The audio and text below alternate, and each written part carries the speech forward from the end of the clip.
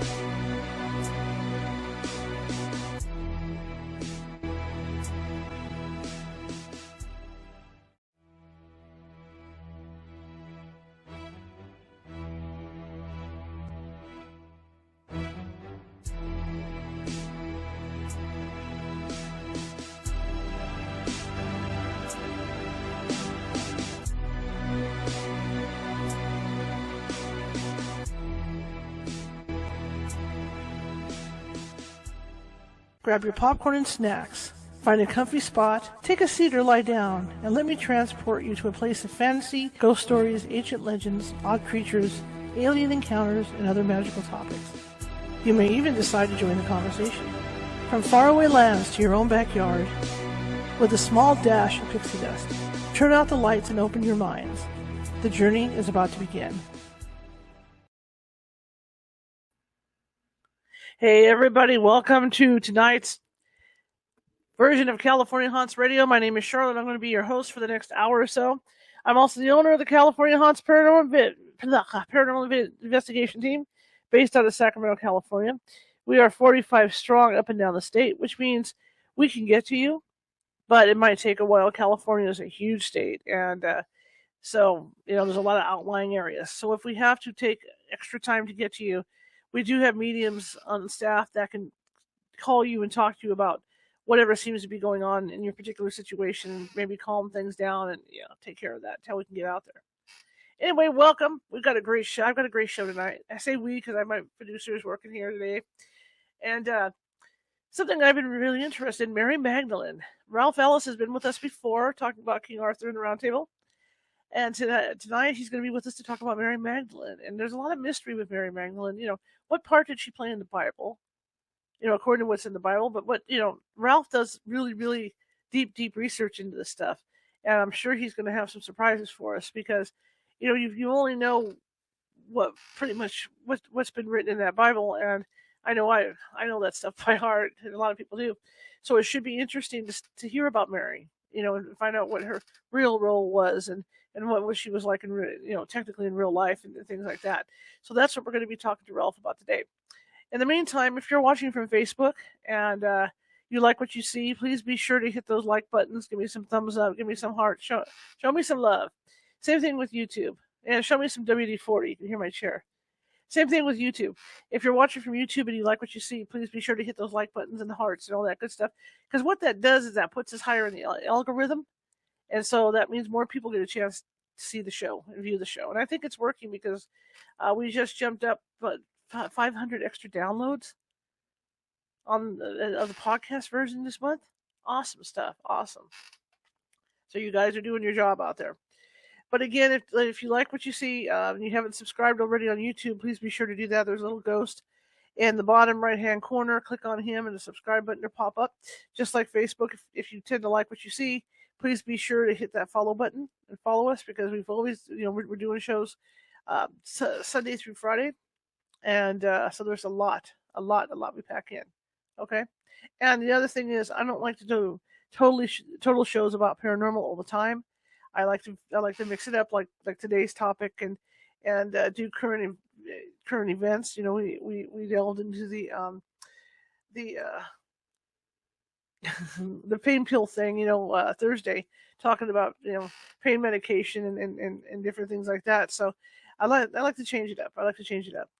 Okay, so I'll shut up now and without further ado, I gotta put my little ticker up. See, I gotta push my buttons. Missing my buttons again. Always those buttons. And without further ado, we're going to bring in our good friend Ralph and Ralph Ellis, and we're going to get into this. Okay? All right, here we go.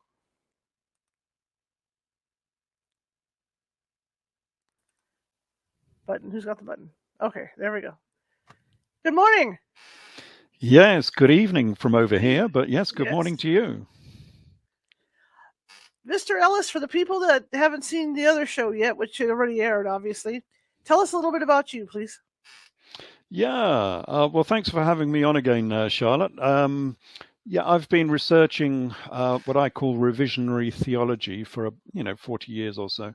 Mm-hmm. Basically looking for the biblical record in the historical record, because on the surface it's not there.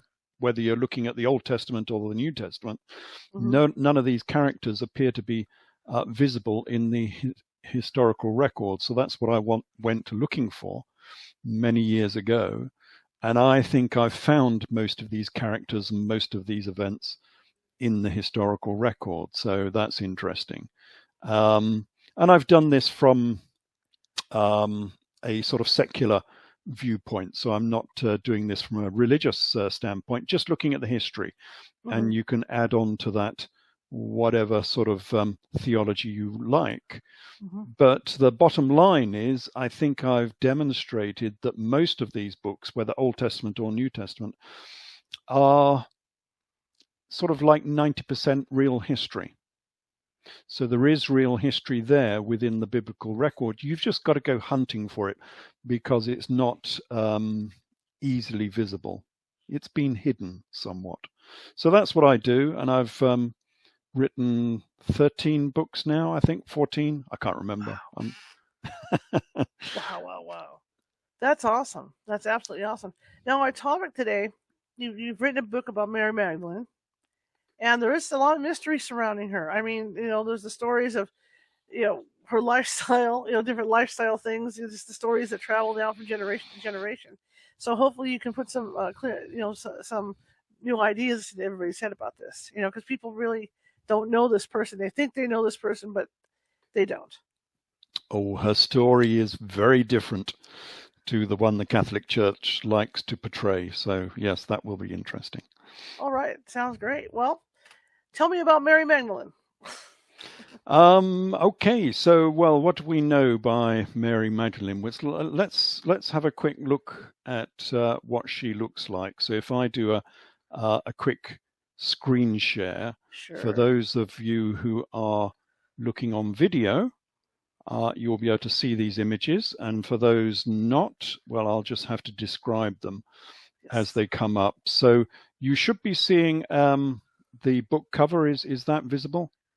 I see it right there. Let's see if I can get there and add to this. Hang on. I think you've got to add it on your end. There end. we go. There's the book Good, cover. excellent.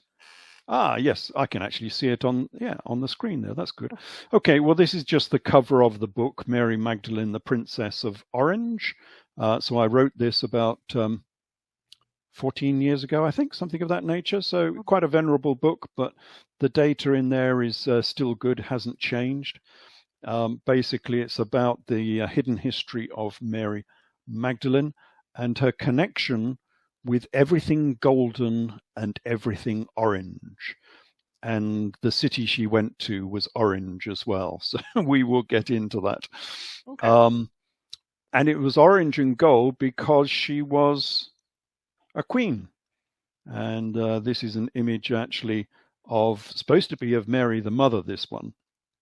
But you can see her dressed as a queen. This is from Chartres Cathedral, if I remember correctly. And of course, she's got the crown of a queen because these were royals. That was the whole point of my Edessa book series, was that this family was a royal family, a real royal family. So, Jesus is known as the King of the Jews. He was a real king, right? Because there was a real king in that era. Who was the King of the Jews. His mother was Queen Helena, and she was the Queen of the Jews in the AD 50s. And of course, he followed on from there, and of course, he became the King of the Jews. But this family has been lost from history, which is why nobody knows about them. And they were the kings and the princes of Edessa, which is in northern Syria. And we can talk about that in a later show, because I don't think we touched on Edessa in our last talk, did we? No, we didn't. No. Right. So we won't talk about that now because it's far too long. It's about a 2-hour talk. But just bear in mind that the Jesus character might have been a real king, and therefore his mother was a real queen, and therefore the Mary Magdalene character, well, perhaps she was a princess as well. So we're talking about important aristocrats and princes, monarchies in Syria and Judea in the 1st century. But their story's been covered up. She's nothing like the Bible then. I mean, it's not even close. Not even close. But if you look at these medieval type imagery, you can see that here. Right. I mean, here she is. Actually, this is probably Mary the Mother.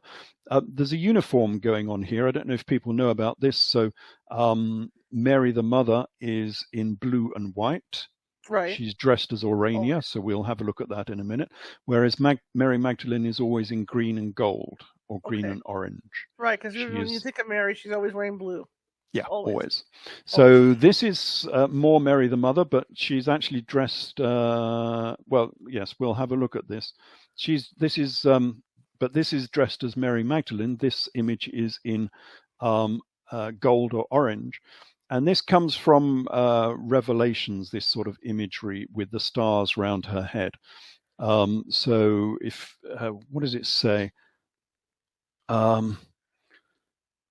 It says, this is from Revelations 12:1, and there appeared a great wonder in heaven, a woman clothed with the sun and the moon under her feet, and upon her head was a crown of 12 stars. And you can see the 12 stars on her head there and a moon underneath her feet. Now that's generally sort of regarded as being Mary the Mother. But of course, these titles went from down the generations, and so Mary Magdalene, as we'll see, will pick up the same sort of titles as well. So this is Mary dressed as Orania, as we will see in a minute. So if we go to the next one, that's much more obviously Mary the Mother.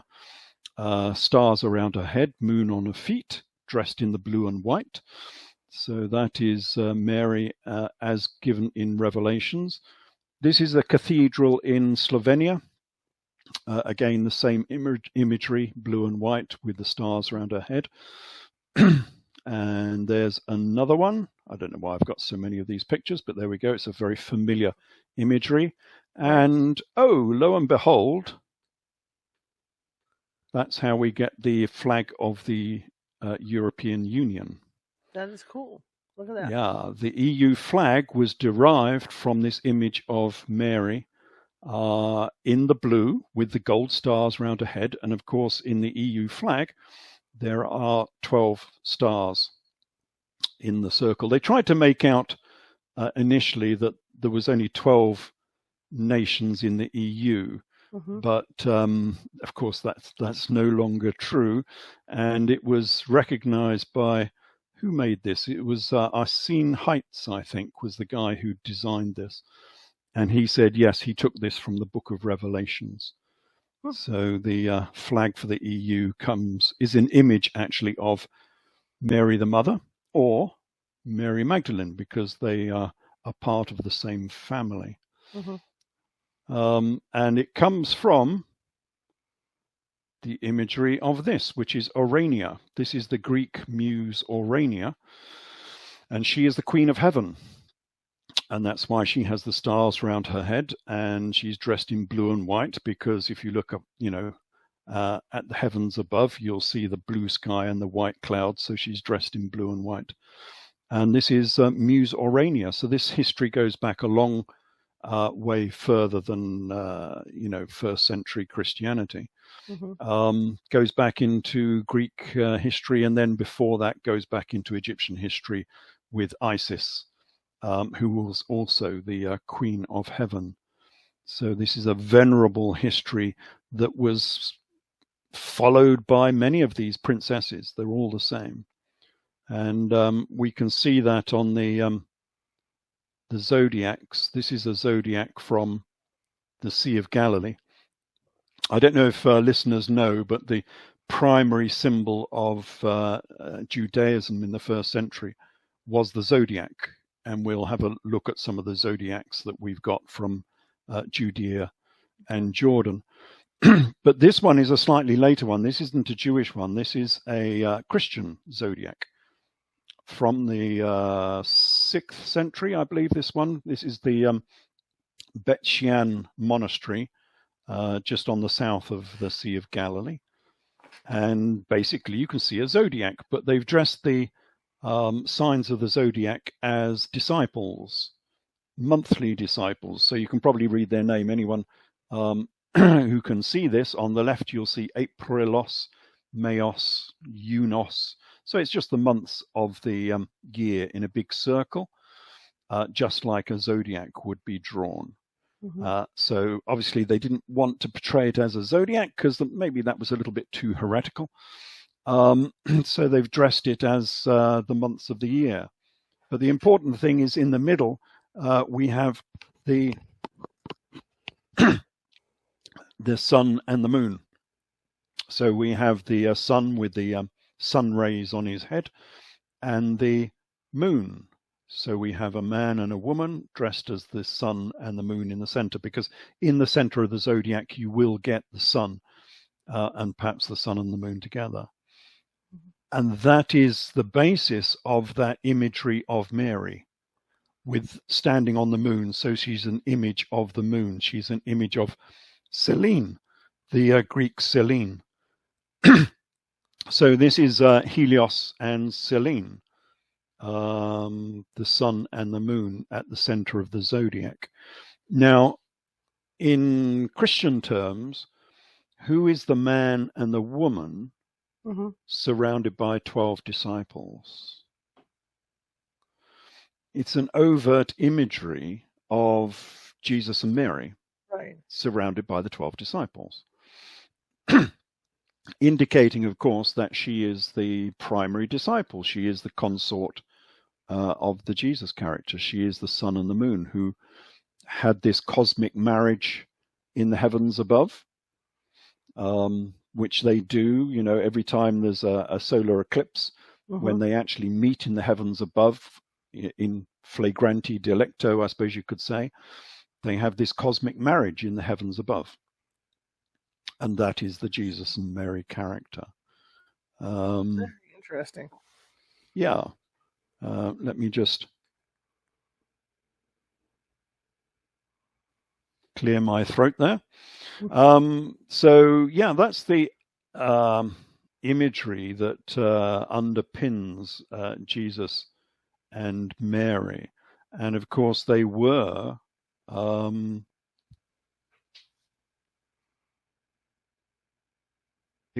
married, of course. And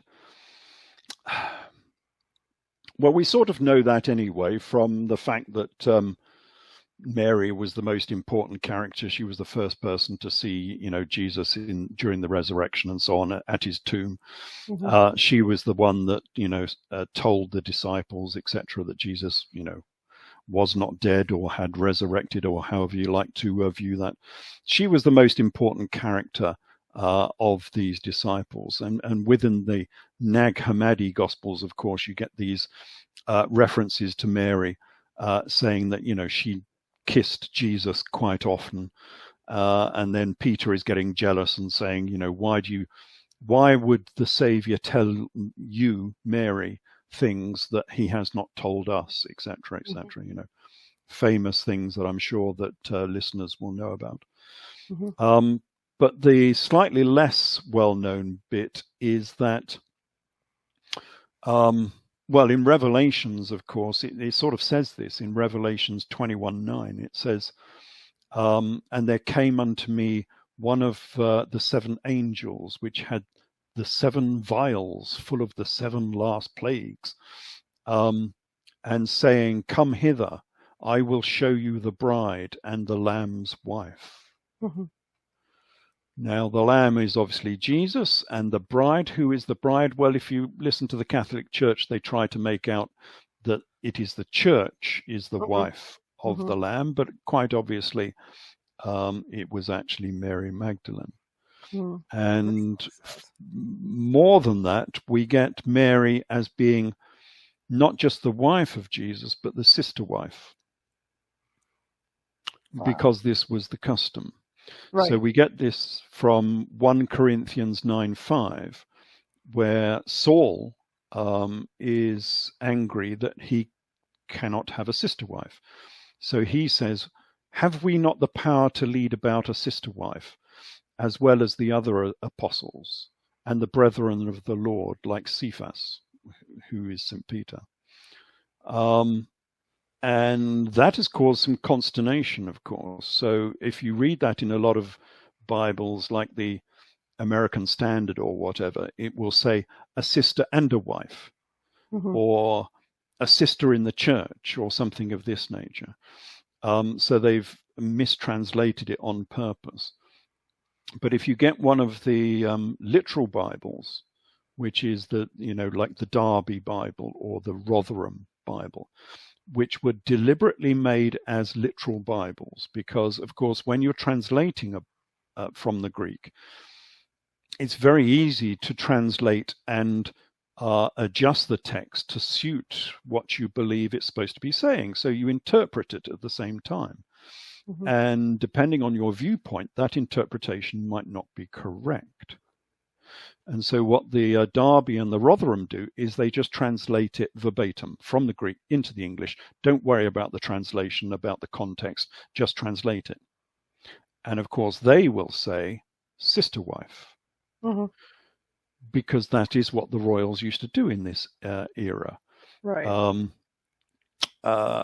Who do we have? We have Agrippa II, the king of Judea, was married to his sister Berenike. Sure. Monobazus was married to Queen Helena. These were monarchs in sort of northern Syria. But that's how they kept the bloodline going. I mean, that was the key behind it, to always have a constant bloodline. Yeah, of course. It's the only way to keep the bloodline pure, as it were, for that particular monarchy. Right. And so that's what they used to do. And so that's what this family were doing as well. Now, the only change I've made to that, because I wrote about this back in '97 with my Jesus Last of the Pharaohs, the only change I've made to that recently is I think they were probably half sister, half brother, because I get the impression that to make the genealogy fit, that the Mary character had to be much younger than the Jesus character, and therefore she would have to be a half sister, not a full sister. But apart from that, I do think that yes, she probably was the sister. So she was Mary from the house of Bethany, Mary and Martha from the house of Bethany, where Jesus went to raise Lazarus, of course. And you get the impression from what it says there that Mary was closely linked to Jesus, the way she sits in the house and waits for him, etc., etc. And lots of people have judged from that she was, the wife of Jesus, waiting for her husband to come into the house. But the other interesting thing about that is that this was the house of Simon, of course. So Mary and Martha lived at the house of Simon, and this is where the anointing took place. We'll discuss that in a minute. But it was suggested by Professor Robert Eisenman, and I fully agree with him, that Mary Boethus was Mary Magdalene. So within the Talmud, we have this character known as Mary Boethus, Mary and Martha Boethus, who are the daughters of Simon Boethus, and therefore they lived at the house of Simon. So you can see the connection here.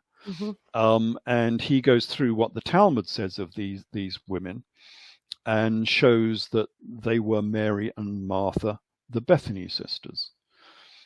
Except that he cannot finally say they're the same people, because we have a chronological dislocation, which suits my interpretation very well. So obviously Mary and Martha would have had to have been in the AD 20s to be related to Jesus, whereas I say this story actually happened in the AD 60s, and the story has been deliberately relocated back into the AD 20s to keep it away from the tragic events of the Jewish revolt. But I say that this was a Jewish revolt story, and it all took place 40 years later, in the AD 60s during the Jewish revolt. And of course, these two characters, Mary and Martha Boethus, are AD 60s characters for the Jewish revolt. And that's why Professor Robert Eisenman cannot link them physically together. So he says, oh, well, the story of Magdalene was based upon these two sisters. They just rewrote the story. I don't think that's true. I think they are AD 60s characters. But the thing about it, the best, most interesting part about this is, if Mary Magdalene was Mary Boethus, she was the richest woman in the Near East, in the whole of the Roman Empire. That's a lot different. That changes the story somewhat. So Mary Boethus was, I say, the richest woman. Her dowry, when she got married, was 1 million gold denarii. So she was a millionairess. In gold denarii, in modern terms, that's worth about $26 billion. And who did she marry? Well, she married Jesus.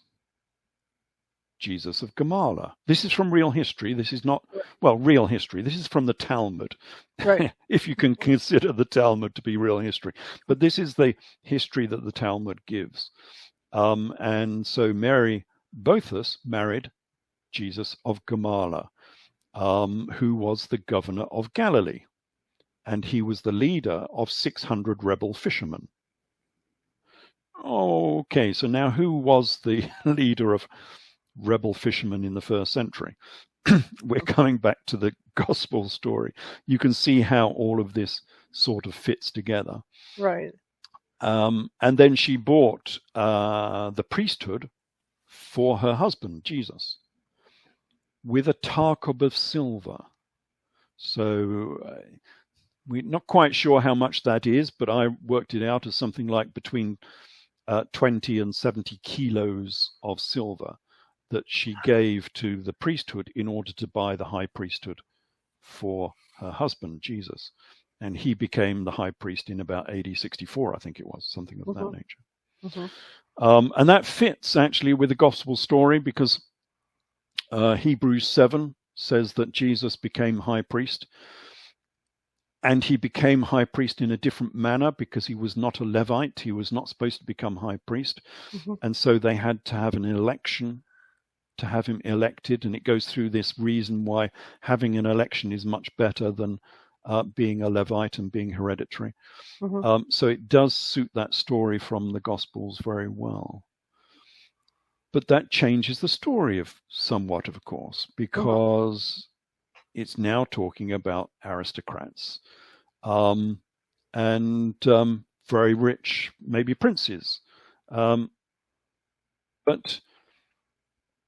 that has always been known ever since sort of medieval times, because, you know, if you read the Golden Legend, and okay, people will say Golden Legend is just mythology, but it's a story of the Gospels that comes out of this sort of medieval period. And it says something very, very similar. So the Golden Legend will say that Mary Magdalene, this is just a quote from this text, Mary Magdalene had the surname of Magdalo, meaning a castle, and she was born of right noble lineage, and parents which were descended from the lineage of kings. And her father was named Cyrus, and there's a good reason for that. It's linking the family back to Persia. And her mother was Eucharis, and she with her brother Lazarus and her sister Martha. So note that they are linking Mary Magdalene as being Mary and Martha of Bethany. Right. So this was known about in the medieval era. So Mary and her sister Martha possessed the castles of Magdalo and of Bethany, and also a great part of Jerusalem. All these things they shared amongst them, such that Mary had the castle at Magdalo, Lazarus held the part of the city of Jerusalem, and Martha had her part in Bethany. So it's saying that this family were rich landowners. In fact, Lazarus owned a large part of the city of Jerusalem. You can imagine how rich they were. And Mary owned the castle at Magdalo. So, you know, this great wealth of this family was well known and written about. But of course, the church will say, oh, no, they were just paupers, you know. Jesus was just a carpenter, you know. And so, you know, Mary was just a prostitute. Right.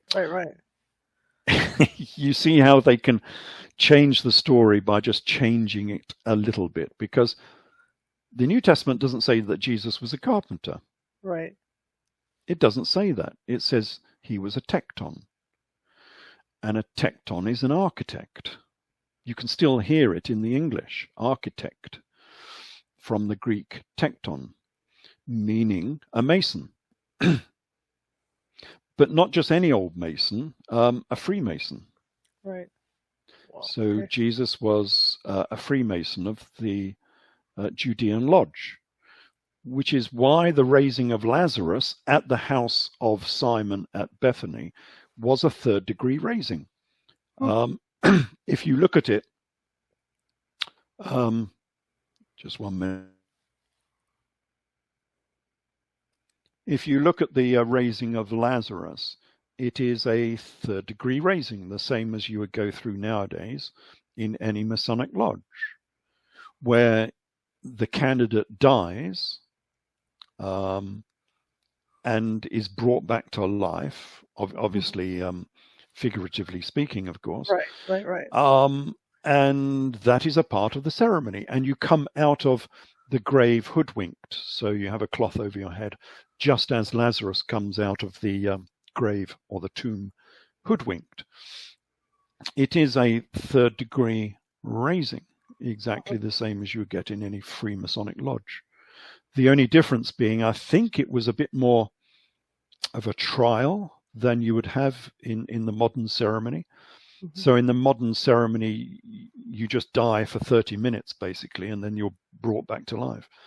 Whereas it sounds like Lazarus actually had to go and stay in a tomb for 3 days, which was probably quite a trial. If you can imagine, you're in a completely dark tomb, maybe with no lights to help you, and the stone is rolled across the front, and you're stuck there. Right. So it's a bit of a trial. Why is there such a difference between your research and the Bible? Is it because they were trying to make Jesus more of a everyday guy, to make him poor so people could relate to him? Yes, that's always been the way, hasn't it? They always try to play down the fact that these were important people. We were talking about the Israelites, I think, in the previous lecture, right? And then we found out that these poor shepherds were actually the shepherd kings of Egypt, the Hyksos. I think we talked about that last time, didn't we? Yeah, we did. And so we suddenly found out that rather than being poor shepherds with starving sheep, they were actually the shepherd pharaohs of Egypt, who were the most powerful people in the whole of the sort of Near East at that time. Well, they've done exactly the same. They've done exactly the same with the New Testament story. We have this important royal family, and they've played down their power, their wealth, and turned them into like a pauper prince of peace. And there was a good reason for doing it in this particular case, because the royal family that I think these people represent, which is the Edessan royal family, these are the people who started the Jewish revolt against Rome. And of course, Rome didn't want you to know about that. They didn't want you to know that you could revolt against Rome and start a war in the East, known as the Jewish Revolt. And so what Rome wanted was to neuter this messianic form of Judaism, Nazarene Judaism. Jesus was a Nazarene. So was Mary Magdalene, which is interesting. And so they got their pet Jew, who was Josephus Flavius, and they said, well, can you recreate this story? Because it was popular at that time, and we can go through this later. It was already getting popular as a story. And turn this powerful royal family into a more sort of acceptable form. And that's exactly what he did. So he made them a pauper prince of peace and a Rome-loving pauper prince of peace. So this was now a guy who would say, render unto Caesar what belongs to Caesar, turn the other cheek. I mean, this was the total opposite of what this particular royal family had been trying to do. And so you can see this was all political propaganda.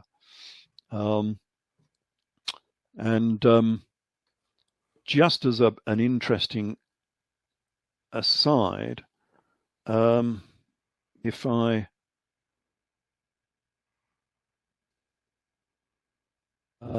do a quick screen share here, so if I screen share this one, and I want to select a window, let's select that one. So that should come up with a statue of Mary Magdalene. Yes, there we go. This is a part of Mary being a Nazarene. Now, we sort of know that she was a Nazarene. So a Nazarene is a particular sect of Judaism. It's a very old sect. They were known as Nazarites back in the Old Testament. And it was a sect of Judaism.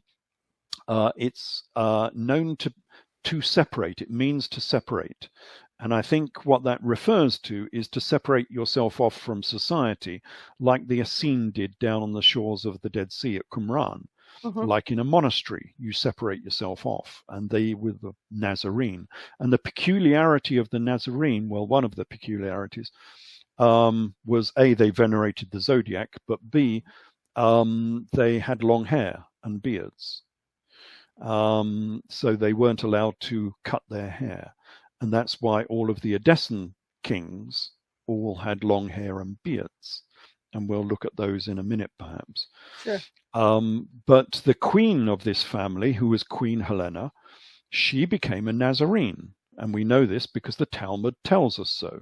She went through 7 years of initiation to become a Nazarene.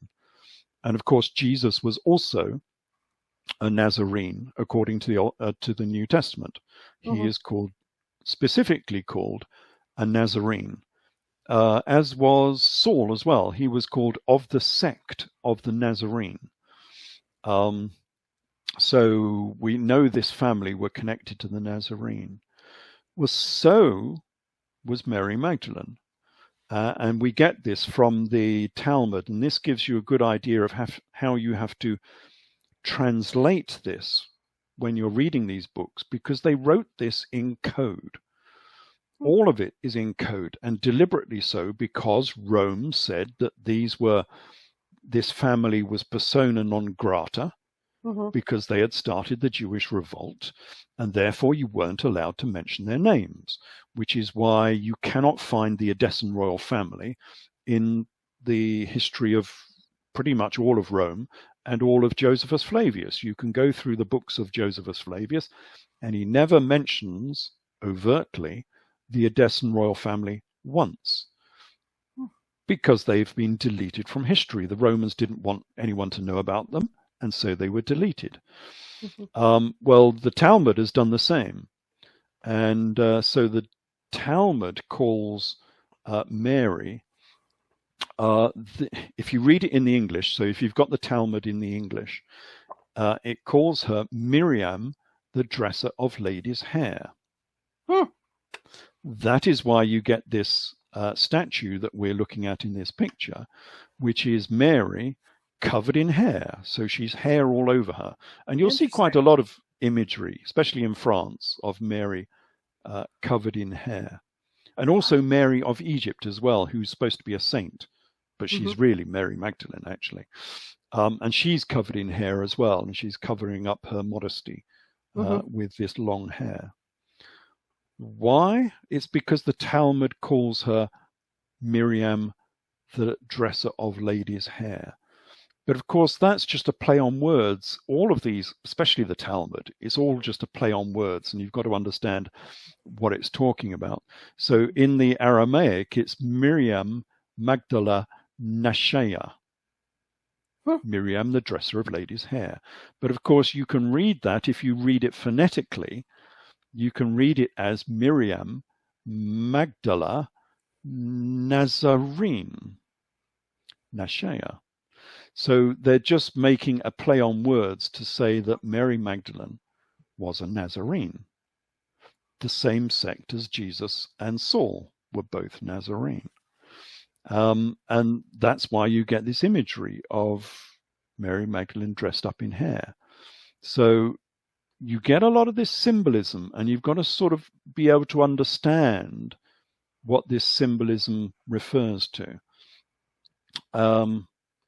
And here's another one.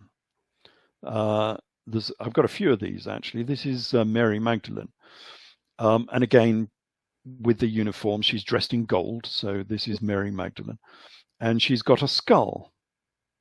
And you will often find that Mary Magdalene is always sitting with a skull. Here's another one. And here's a more modern one. This is sort of 19th century with a skull. Here's another one, Mary Magdalene with a skull. This one's a more famous one. What does that signify, the skull? That's weird. Yeah, no. It's, well, again, they give the wrong interpretation. Here's another one in gold. And again, she's in gold with a skull. And here's another one. It's a very common piece of imagery. So what does it mean? Well, if you read the sort of Catholic Church, they'll say, oh, she's a penitent Mary Magdalene. She's weeping, because it's a symbol of death, of course, the skull. So she's the penitent Mary. But it's not really. It's, what is it in Latin? It's, I'm just trying to remember what it's called. It's called calva. Let me just, calva is a skull in the Latin, or Golgotha in the Greek, or Golgoleth in the Aramaic. And of course, that is the place where Jesus was crucified. He was crucified at Golgotha, the place of the skull, or if you read it in the Latin, Calvary. So it's symbolizing the place where Jesus was crucified, and that's why Mary Magdalene is associated with the skull, because she was the wife of Jesus, of course.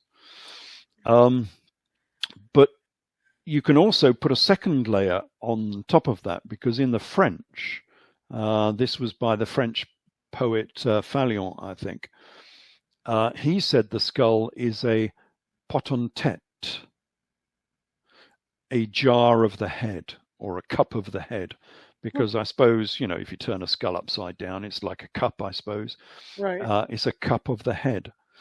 But of course, if you read it again phonetically, and this is what you always have to do with some of these things, it's a potentate, which in French is a potentate, meaning a queen. Right. Okay. So again, it's hinting that she is a queen. And that was half of the reason for drawing this skull with Mary Magdalene, to show that even if she was dressed in rags, like this painting here, Right. Mary Magdalene in rags, she was still a potentate. She was a queen. That's how you have to read these imagery, both sort of modern. Oh, that one's gone off. Yeah, that's rather big. So, and we can go further with this. This is Mary Magdalene. For some reason, it won't go any smaller. Let's go on to the next one instead. This is Mary Magdalene as she's often portrayed. This is Mary and Martha. So we have Martha on the left and Mary Magdalene on the right in the traditional green and gold, or in this case, she's green and red. And she's holding a jar. So she is Mary with the lady with the alabaster jar, I think is the famous book, if you remember that one. Yeah. Is it by Margaret Starbird? Was that Starbird? I can't remember. I think so. Yeah, the lady with the alabaster jar, because that is the symbol of Mary. Well, that one looks more like a grail. That's wrong. This one is better, I suppose. This is Mary holding an alabaster jar. And likewise here, out on the left-hand side, she's got a skull and a jar. There you go. She's got both. And again, she's in the gold of Mary Magdalene. So she is the lady with the alabaster jar. And therefore, we come back to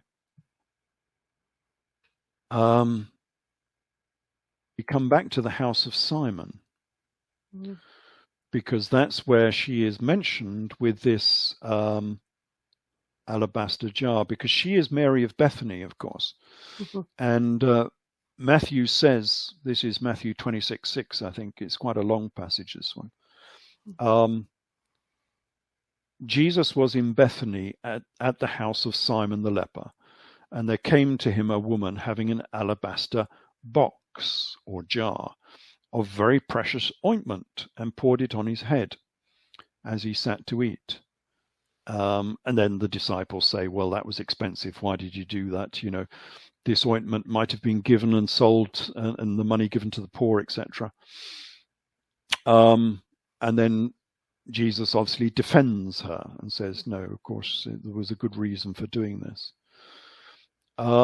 This, I think, is more important than people normally make out, because what she was doing was anointing Jesus with oil. Right. And that is how you make a Messiah or a Christ. Because the Christ is not a spiritual sort of title.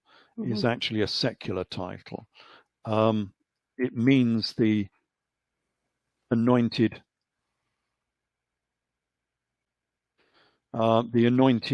priest king, okay, of the Jews. Same as Messiah, it's the anointed one. And more often than not, it's a secular term. It's not a spiritual term. So King David was the Messiah. Mm-hmm. So was Cyrus the Great from Persia. He was the Messiah. And so if you became the Messiah or the Christ, you were the anointed king of the Jews. Mm-hmm. Okay. And that was the whole point of the ceremony, that Jesus would become the king of the Jews. That's why he was called the King of the Jews, but not just any old king, a real king of the Jews. And there was a real king, of course, of the Jews in the AD 60s. Uh-huh. And that guy was King Jesus of Edessa. There was a real king of the Jews who's not mentioned because he's largely been deleted from history, and we can talk about his history later.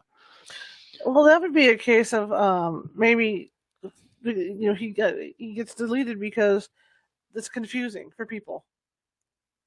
When they it two reasons. I mean, it goes against what the Christian Gospels are trying to teach, that he was a real king, even though it says he was a real king. I mean, he was born as a king and he was crucified as a king. And yet they say, well, he wasn't a king really, But of course, as we said before, the Romans wanted to delete this monarchy because they were involved in a dispute with Rome. Uh-huh. The Jewish revolt against Rome. And so Rome deleted them from history, and therefore you couldn't know anything about them. And so the term Christ has devolved into this spiritual term where he's the Christ. He's, something related to God. But that's not really what the Christ meant. It meant the anointed priest king of the Jews. He was a real king. Mm-hmm. But the person who anointed him was Mary Magdalene. Okay.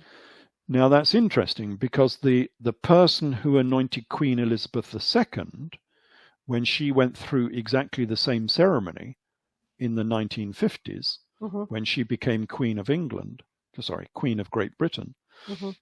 She was anointed in the same fashion by the high priest, okay. who was the Archbishop of Canterbury.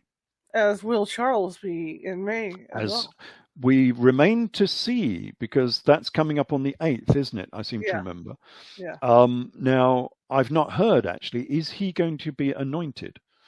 Because that is the traditional ceremony, and he should be anointed. So they will have an alabaster jar of spikenard, mm-hmm. and they will anoint him on his forehead and supposedly on his chest as well, with spikenard, the same as Jesus was, well, in order for him. It should be interesting to see if they do it, because he's cutting the ceremony, down, so it's shorter. Yes, he God is. knows what he's going to do. Yeah. And he wants to be the defender of faiths and not the faith. And mm-hmm. so, this ceremony doesn't have much to do with Islam or Hinduism or any of the other religions. Mm-hmm. So what's he going to do about this? I don't know. But Queen Elizabeth II, she was anointed Sure. on her forehead and on her chest with oil by the high priest. Now, Jesus had exactly the same, which means that Mary Magdalene must have been the high priestess. Wow. Therefore, she was much more important than the Gospels make out. She was the number one disciple. That's effectively what the Nag Hammadi Gospels actually say. But she's been reduced down to the prostitute, largely, well, A, because this family have been deleted from history, so we don't know much about them. B, because it became very patriarchal within the Roman Catholic Church. Mm-hmm. And the Pope character, of course, in the Catholic Church never had a wife, whereas Mm-hmm. Jesus would have had a wife. And the Church of the Nazarene and the Judaic Church as well would have had a wife. Right. Within Judaism, the high priest of Jerusalem has a wife. In fact, the high priest of Jerusalem has two wives, Mm-hmm. one to be kept in reserve, which is why I say in my books that Jesus was married not only to Mary Magdalene, but Right. also to Martha as well, Hmm. to the Bethany sisters. That's why they are the Bethany sisters. So they were both the wives of Jesus, because the high priest of Jerusalem, and he became high priest, Mm-hmm. should have a wife held in reserve, as it says in the Talmud. Interesting. So he had two wives. And therefore he would have had a load of kids as well. Right. And that was the whole idea. I mean, within Judaism, that's a sort of duty. You know, you don't just have a wife. You have a wife and 10 kids, you know. Right. And so, yes, there would have been a lot of offspring from this union, which would have been floating around after the Jewish revolt failed. Mm-hmm. And there are some of them sort of mentioned. There's one in the New Testament. Elizar seems to be perhaps a son of Jesus, who is blinded by Saul. And also there is one perhaps at within Arthurian legend as the king of Palmyra, might well have been a son of Jesus as well. So yes, there would have been a number of these offspring knocking around the Mediterranean because they were connected to this Jewish revolt, and therefore this family was scattered after the Jewish revolt failed. So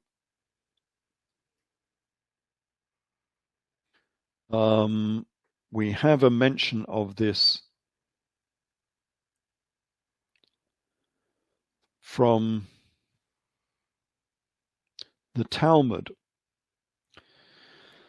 So again, we're back to the Talmud. The Talmud is not especially historical, but I think when you read it in its code, I think there is a lot of history, real history, that's mentioned within the Talmud.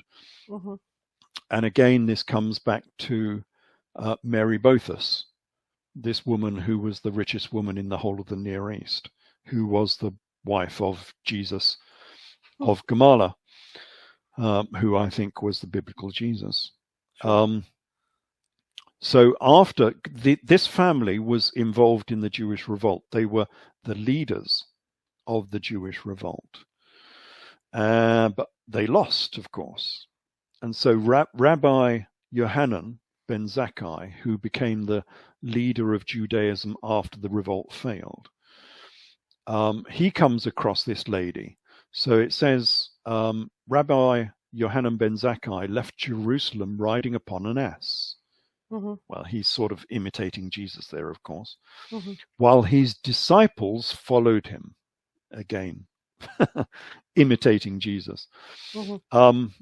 And he saw a girl picking barley grains from among the dung of Arab cattle. As soon as she saw him, she wrapped herself with her hair, i.e., she is Mary Magdalene, because Mary Magdalene is portrayed with the long hair, of course, covering up her body. Right. And she stood before him, saying, "Master, feed me." And Johanan says, "My daughter," he asked her, "who are you?" Well, he knows who she is really, of course. He's just making out. She replied, "I'm Mary, the daughter of Boethus Nicodemus." And he says, "My daughter," he says to her, "what has become of the wealth, the great wealth of your father's house?" That comes from Kethuboth 66b. They have lost all of their wealth, all of their great wealth. And now she's down to picking barley grains from among the dung of Arab cattle. Wow. Trying to portray the great fall of this family from the wealthiest family in the whole of the Eastern Roman Empire down to picking barley grains because they have no food. So this was the great fall of this family. And that's why we have this story of them being sent across to Provence in the south of France. And so, yeah, that's probably where they went. It's probably quite likely because all of the Jews of this region were exiled after the Jewish revolt. Josephus Flavius says that 2 million, he always exaggerates, of course, but he says 2 million of them were scattered and taken into slavery within the Roman Empire. Okay, so he's exaggerating, but even if it was 200,000, right, that's an awful lot of people. And so it's quite likely that this family, because they now had no wealth, all of their property had been taken away from them, of course, that they would be scattered. And they could well have gone to the south of France. And so Mary dashed off to the south of France, where she came ashore at Saint-Marie-de-la-Mer, where there is still a great tradition that she came ashore. This is next, just to the west of the Rhone Valley. And there's a great tradition that she came ashore there, which is still held every year. The gypsies come down to the south of France and they hold this festival there. And the whole of the town of Saint-Marie, well, that's why it's called Saint-Marie, of course. Mary on the Sea is the name in English. There is a very strong tradition that she came ashore there. And that would be a likely position because that's where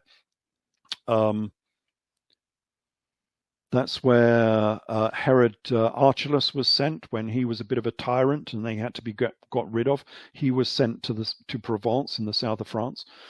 So was Pontius Pilate. He was sent to there as well. So it was a favorite place for the Romans to send these people, to keep them away from, where they had been in Judea.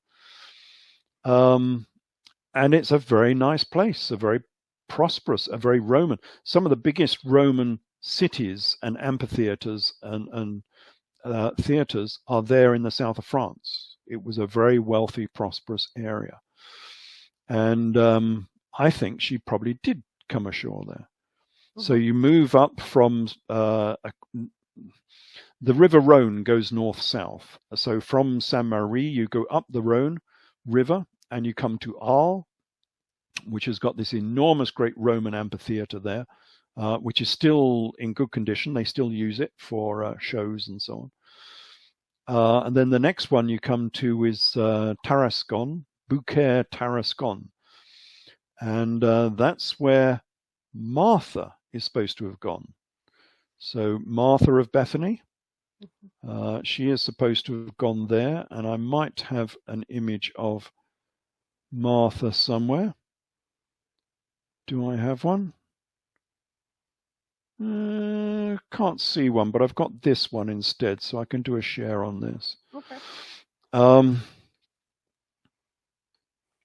Share window. So share that one.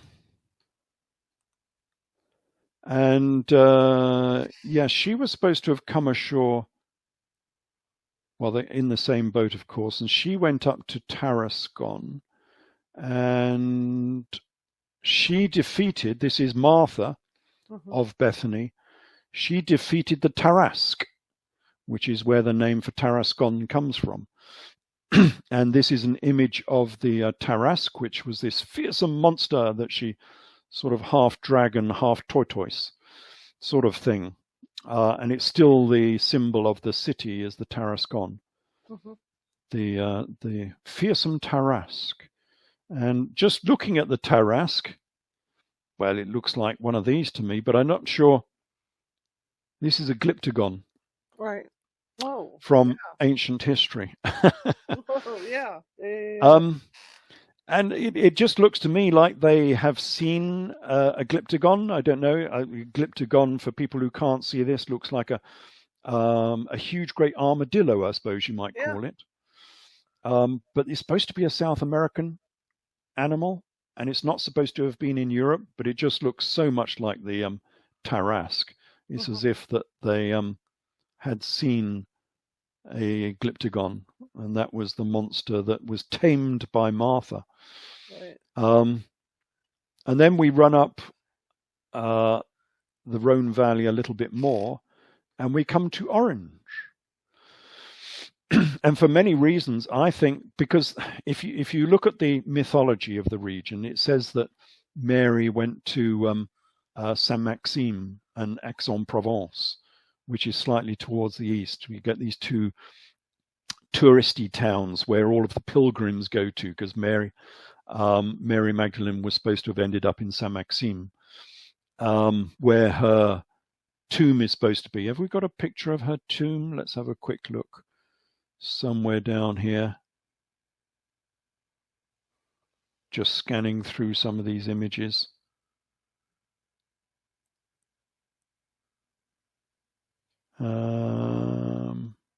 Yes, here it is. That is supposed to be the skull of Mary Magdalene, in a golden reliquary, of course. And this is supposed to be her tomb, but this is just a standard tomb. There's dozens of these in the Arles Museum, so I don't think this is anything to do with Mary Magdalene. This is a Roman sarcophagus from the 2nd and 3rd century. So I don't think that really has anything to do with Mary Magdalene. I think she went up to here instead, so not to Saint-Maxime, but to Orange, because she was the Orange princess. Her mother was Aurania.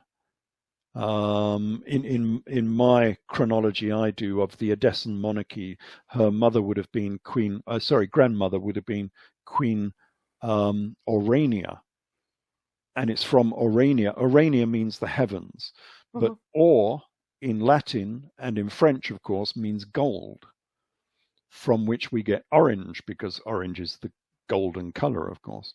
Right. And this is the city of Orange, which is in southern France on the Rhone Valley.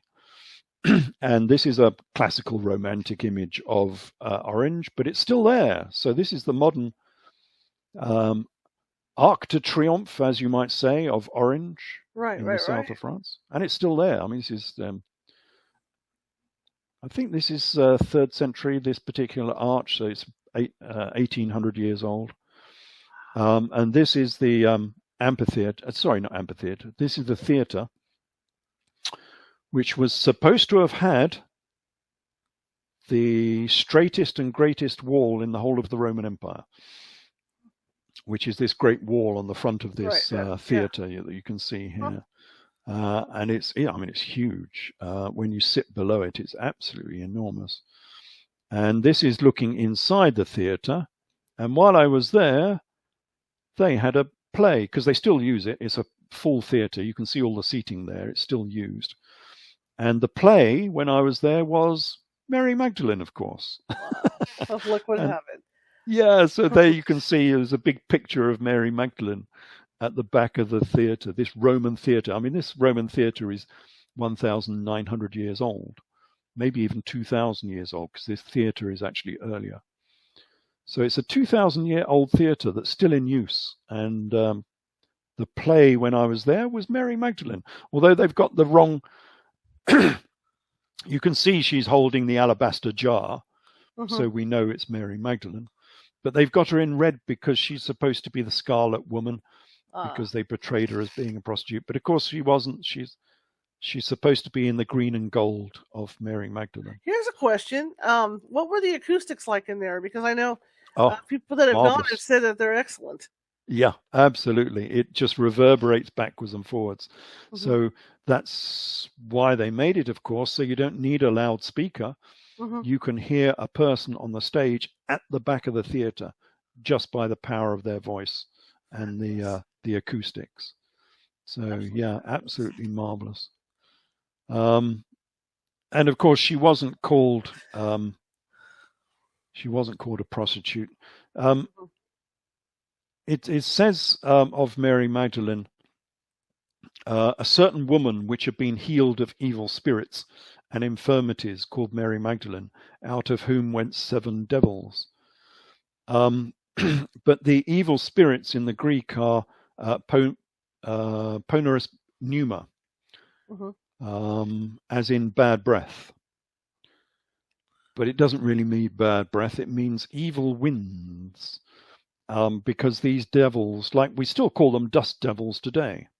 A dust devil is a devil, and it's an evil wind. It's a poneros pneuma. So this is what it's talking about when it's talking about Mary Magdalene. It's talking about dust devils. And that might sound a bit odd, but they are linked to the spirits. You know, in the Quran, they are called the jinn. The jinn of the Quran are dust devils, the same, these winds. So they're linked to winds, to the spirits, to the soul. And I think they're linked also to singing, perhaps.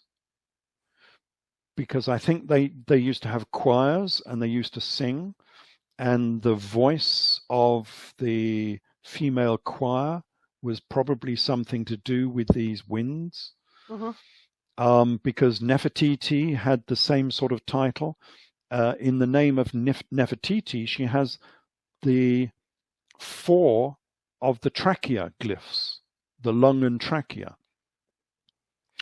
Well, why does she have those in her name? Well, it's something obviously to do with breathing again, of breath, of winds, of perhaps singing, maybe.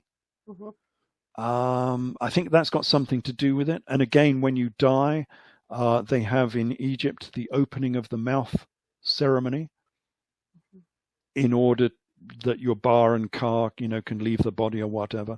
Right. I think that's probably what it's talking about, but that's all a bit of a guesstimate because we don't know. Right. But anyway, she most definitely wasn't a prostitute. So, but I think she came here. This is Orange. This is me sitting on the hill overlooking Orange. And of course, on the top of the hill, we have a statue of Mary Magdalene sitting on the top of the hill over the town. And this town just happens to be a very interesting town, which is why I've linked it to Mary Magdalene, because it has a very strange history.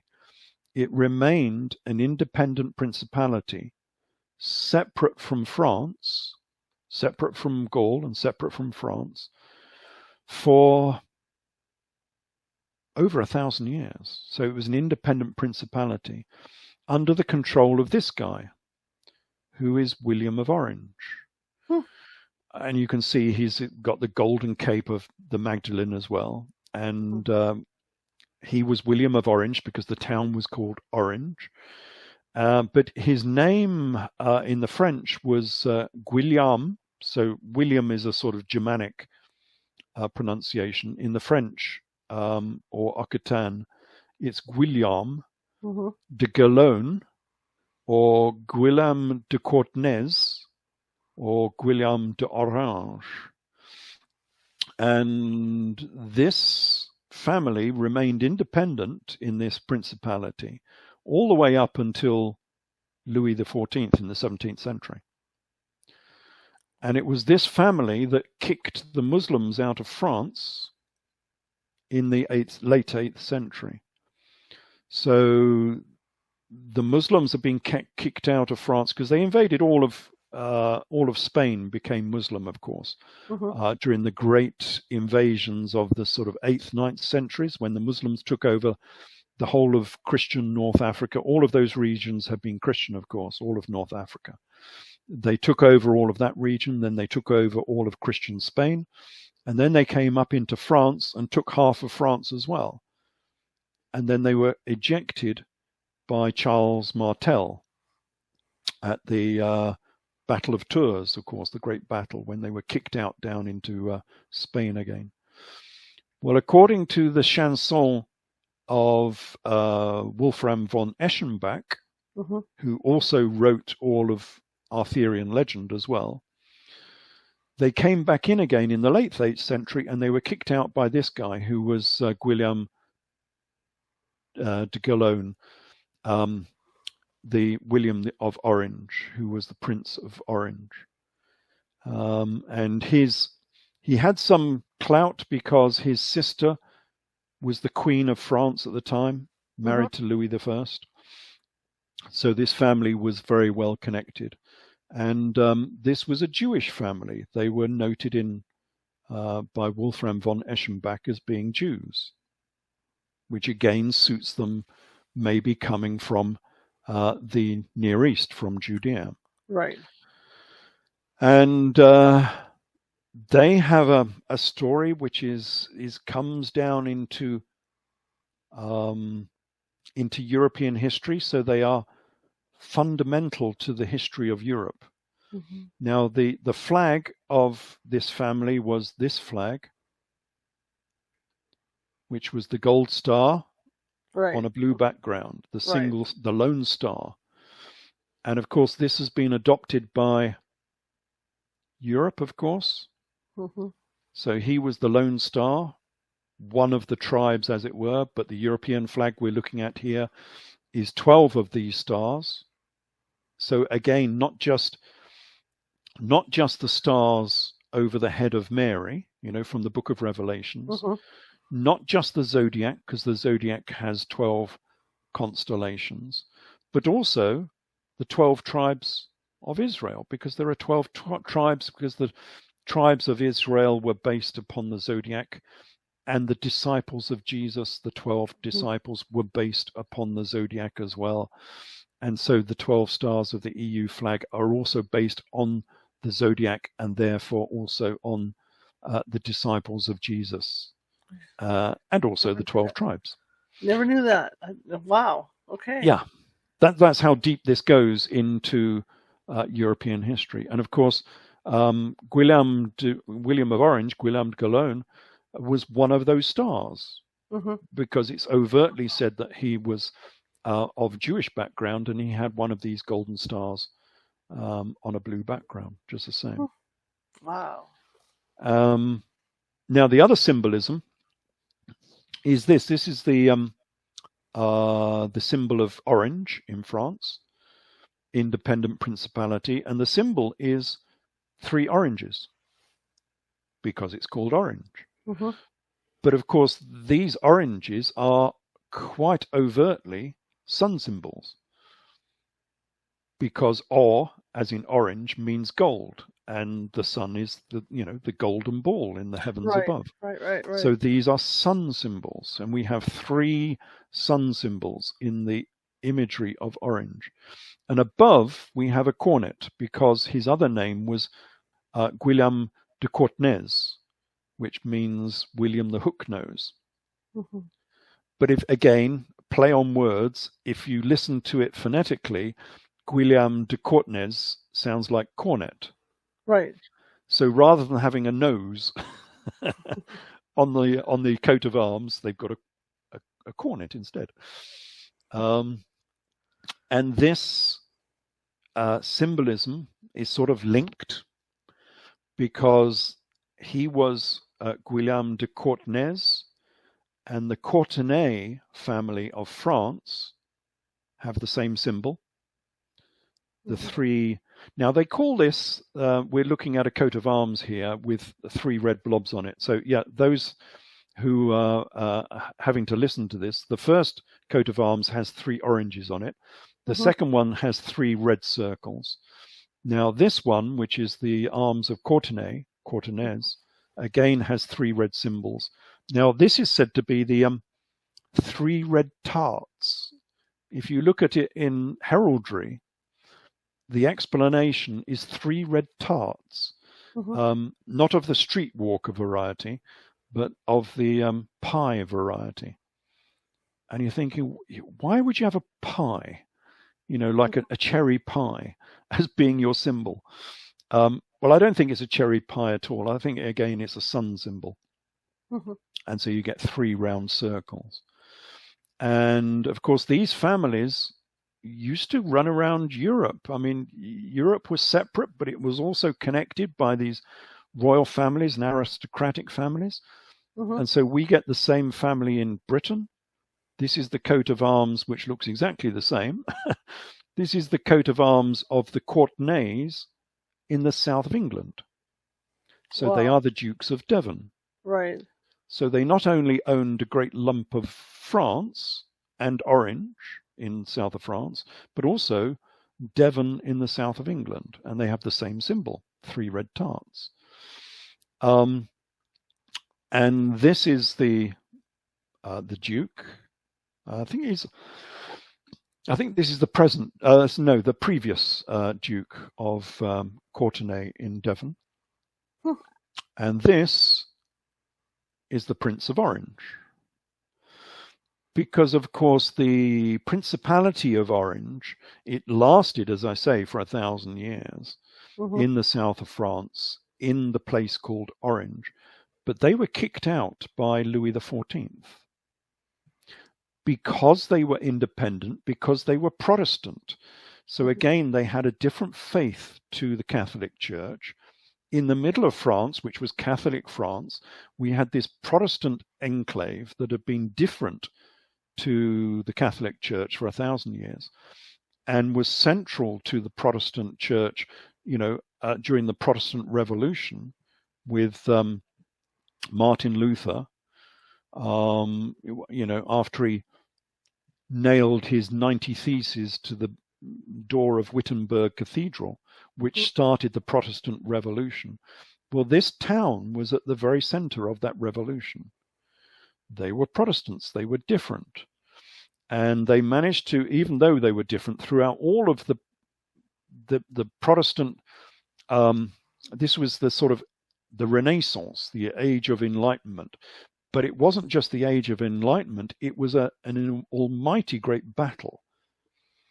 So part of that battle, because it went on for 100 years, part of that battle was the 30 Years' War, they call it, which mostly involved Germany. And they say that in that battle, which was basically Protestants against Catholics, half of the population of Germany died. That's a big battle. Half of the population. Huge. Can you imagine in modern terms what that would look like? That was the scale of the battle of this Protestant revolution against the Catholic Church. It was a very hard fought battle. And at the center of this battle was this Principality of Orange, because they, through inheritance, not only had this principality in the south of France, they now owned Holland, the Netherlands, in the north of Europe. And of course, Holland was at the center of the Protestant Revolution. It was one of the ringleaders of that revolution. And it was led by the Princes of Orange. So that's why even today, if you go to Holland, the monarch in Holland is known as the Prince of Orange. Because he came from the south of France. He came from Orange. That's why they have this title. And note he's ginger, of course. They're all ginger. We'll go into that in a minute. But eventually they were all kicked out. So Louis XIV, they were protected during this Protestant Revolution down in the south of France. They were protected because the King of England was the Prince of Orange. So at that time, England had a Dutch king, and he was William III. And so England was quite a powerful nation, and therefore the French could not move against the city of Orange in the south of France, because they feared England. Mm-hmm. But when William of Orange, the King of England, died, he fell off his horse. And the Catholics today still venerate the vole. No, not the vole, the mole. Mm-hmm. The mole that digs holes in the ground? Right. Because apparently the horse stumbled on a mole hole, and the king fell off and the king died. And so the Catholics still venerate the knight in velvet clothes, I think they call him, which is a mole, because a mole has a very velvety skin. Right. And so they still venerate this champion of the Catholic Church, who's the vole who killed King William III of England. But anyway, once William was dead, then Louis XIV could do whatever he liked, in his view. And so he destroyed the city of Orange in the south of France. And all of the Orangites had to move, and all of the Huguenots, because it was a Huguenot capital as well. They were married into the Huguenot families, which were all Protestants, of course. And they all had to move up to Holland. And so Holland was repopulated then at that time with all of these French people from Orange. So you can see how central this place was to the Protestant Revolution. And of course, I think this was linked to Mary Magdalene, because she was the golden girl, as it were, because she was linked to this family who were called Orania, or meaning gold, meaning orange. And the wife of the original Prince of Orange, who, what was she called? So the 8th century Guillaume d'Orange, his wife was called Queen Orrible, which doesn't sound so good in the English, but of course it means the Golden Queen, Queen Or, the Golden Queen. And of course, Mary Magdalene was the Golden Princess. That's why she's always clothed in gold or orange. So I go through that in quite some detail in the book, because it's quite a fascinating story that this family might have greatly influenced the outcome of the society and religion and the technology within Europe. Because remember, everything you see around you today comes from the Protestant Revolution. So this is just not a matter of religion. All of the technology you're looking at, the computers, the cars, all of the electronics, anything in the modern world comes from the Protestant Revolution. Because it was the Protestant Revolution that gave us the Enlightenment. It was the Enlightenment that gave us the Age of Reason.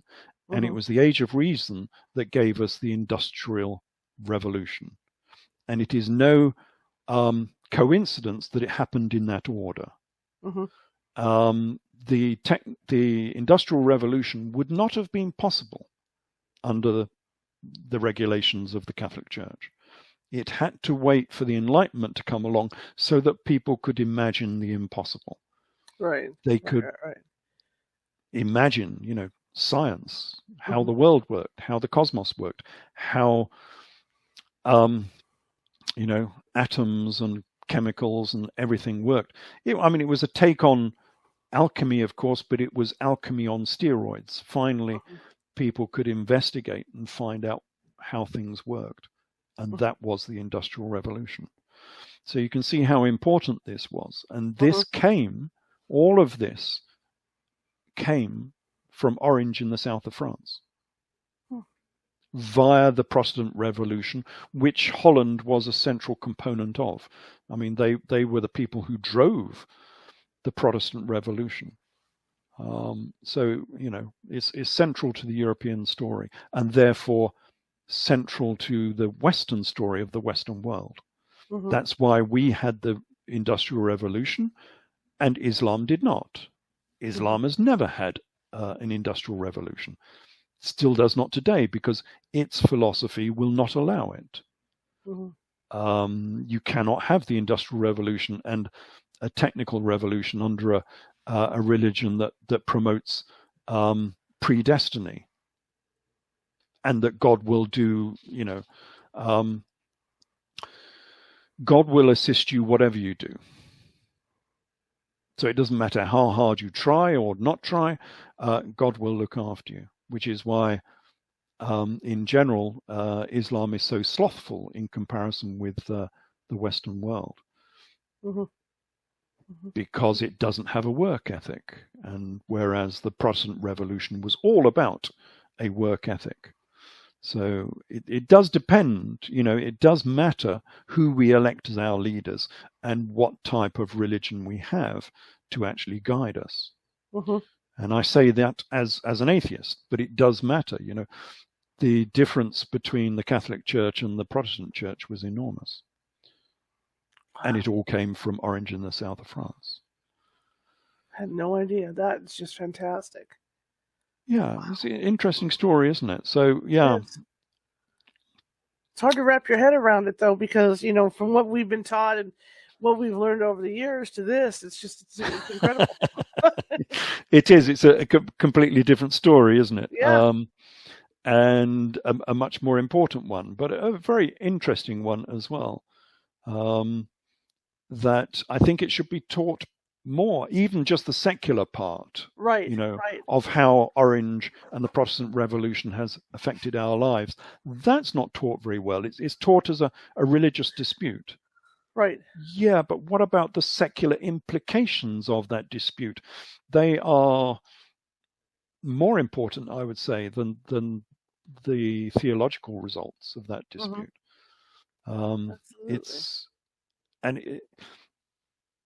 It's important because we have those choices today. We still have those type of choices. What sort of society do we want? Do we want to go down the woke world, which has elements of tyranny amongst it that I would regard as being similar to the Catholic Church? Right. This cancellation culture fits so nicely with the Catholic Church. Whereas if you don't like what somebody is saying, you just cancel them.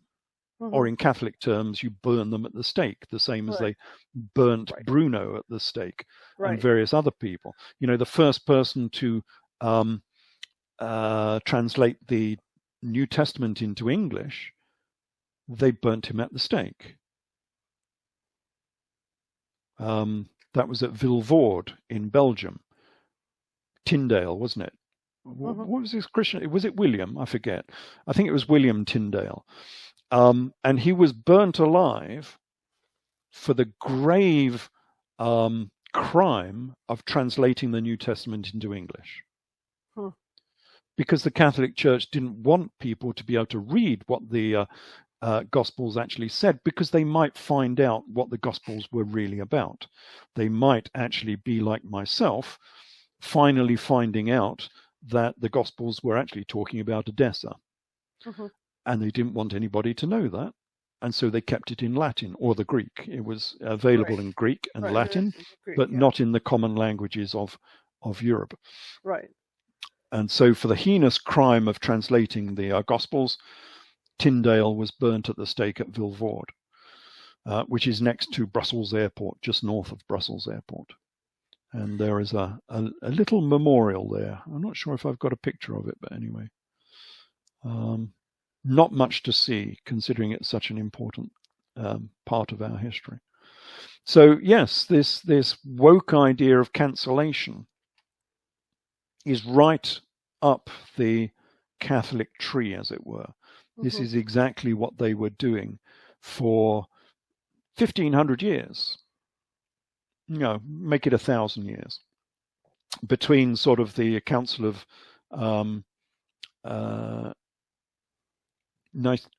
Council of Nicene. I've forgotten its name for a minute. But anyway, the first council and the second council at Chalcedon, which was 5th century, up until the Reformation, so 1,000 years. They practiced cancel culture. You were not allowed to challenge the accepted opinion of the Catholic Church. Anything else was misinformation. You see the familiar terminology coming along. Right, conspiracy theory. Right. You were not allowed to challenge what the Catholic Church said. So you were not allowed to think. That's basically what they were doing until people like Galileo came along. But he only came along because of the Protestant Revolution and the Renaissance. And that's exactly what the woke community are doing. They are cancelling you. They are saying it's misinformation. They are saying it's what else did I say it was? Anyway, they're saying it's misinformation, it's conspiracy, and you're not allowed to even think it. And if you do think it and you put it down anywhere on the internet, we will destroy you. Because we don't want you saying those heretical things, just like the Catholic Church didn't want you saying anything heretical. And so that's why I am completely opposed to anything to do with the woke movement. It is too much like the tyranny of the Catholic Church. Absolutely. And the Catholic Church stifled progress for 1,000 years. In fact, they took us back because we had more information and more knowledge before the Catholic Church came along. The Church of Jesus and James had much more information than during the Catholic era. I mean, they had things like, do I have a picture of? I'm just looking for a zodiac in my little pictures. Yes, I do. Let's see if I can pick this out without knocking myself off. I'll be very careful which buttons I press, and I shall share that screen. And now you should see, Let's see it coming up. if you yes, if you accept that, there we go. There we go. You should see a zodiac. Now this is a Jewish zodiac in a synagogue, which is unusual for a starters. This is a Nazarene synagogue on the shores of the Sea of Galilee, just below Tiberias. And this zodiac was owned by Jesus. Jesus of Gamala, the same guy that we were talking about who was married to Mary Bothus, Mary Magdalene. And, well, it's a standard, for those of you that can't see, this is a standard Greek zodiac with all the standard symbols as everyone will be familiar with. And it's a mosaic. It's a large mosaic. It's about 5 meters across, so it's quite big. And in the center of this zodiac, we have, if I zoom in a little bit, Helios, the sun god, which is unusual for a starters. Remember, this is in a Jewish synagogue. And we've got the highly heretical image of Helios, the sun god, holding a blue spherical earth in his gravitational grasp. Wow. Now, this is 1st century. This is long before Copernicus, which is why, Copernicus is known as the great liar in the Freemasonic world. Right. Because he didn't invent the heliocentric model of the solar system. It was known about. It is here on this 1st century zodiac. And it's 1st century. Some archaeologists will say this is 4th century, but processionally speaking, it is 1st century because it points to the conjunction between Aries and Pisces. And also we have a paragraph in the works of Josephus Flavius that mentions this particular zodiac. So we can be pretty sure this is 1st century. But we have Helios holding a spherical blue Earth in his gravitational grasp. And we know it's spherical because you can see on the left side it's illuminated, and on the right side it's not illuminated, just as a sphere would look, with the sun on it. And also, I'm not sure if you can see on this image, it's not such a very good one, but there are 2 golden bands on this ball he's holding, and they are latitudes of lines of latitude and longitude, and they are curved. Now that would only happen on a sphere. Right.